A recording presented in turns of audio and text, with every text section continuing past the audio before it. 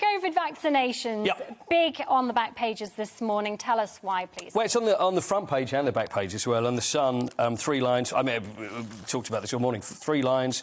5 unjabbed players, 1 World Cup crisis. England's World Cup hopes have been thrown. Whether it be disarray, I don't know whether it's true disarray, after it emerged that at least 5 players are refusing to be vaccinated. So, as you go into the Sun, and this is not on the back page, as I mentioned, this is in the front. You will name them, won't you? Well, I don't think we can, Abby, because they're not being named. Although the thing is, it's a lot of the rumours that are going around, some of the crazy stuff that you hear. One footballer, not to be named, claimed that he's too young and fit to be affected by the virus. Really?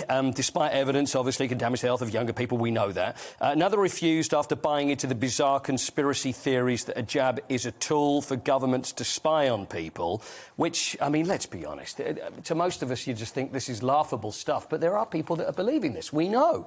And so, in sport and in football, there's still part of the population that still will believe this and say, look, this is absolutely not for me and I can't do it. And there's also, I mean, whether this is true, though, says there's also been pressured not to having it by their anti-vaxxer wags. So it's the wags, it's the anti-vaxxer wags that have taught their men round not to have it. So at least 5 of Gareth Southgate's squad are still unjabbed, and the revolt could derail preparations for next year's World Cup. And, of course, Gareth Southgate, he came out recently as well, and this was a couple of months ago, and he'd said that he'd got more flack and more stick from people from what he said about people getting the jab, how important he thinks it is, and that he wants his players to. And he said of everything footballing-wise that he's taken over the years, he's not had so much flack as he has when he said that, but still stands by it. But that's the way it goes, and the players need to be having these, but there are still some that don't believe in it and still won't have it, as in with the rest of the population.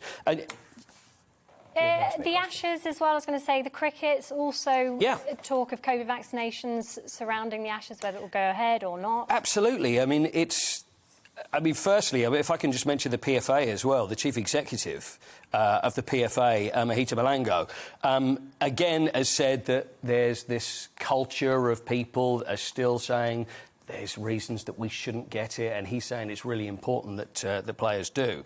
And actually sent Jonathan Van Tam, Professor Jonathan Van Tam, as you know, for the government, went in and spoke to a lot of captains of Premier League clubs and actually sat down with them and said, look, OK, it's not all plain sailing. Yeah, there's stuff that we don't know. I mean, this is all new stuff. This isn't really so much sport, but it does affect, obviously, what's been going on in the Premier League.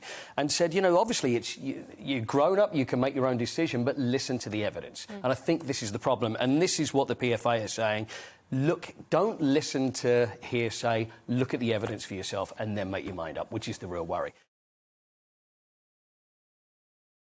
Welcome to the GB News YouTube channel. You can watch us live 24 hours a day, catch up on your favourite shows and join in the conversation in the comments below.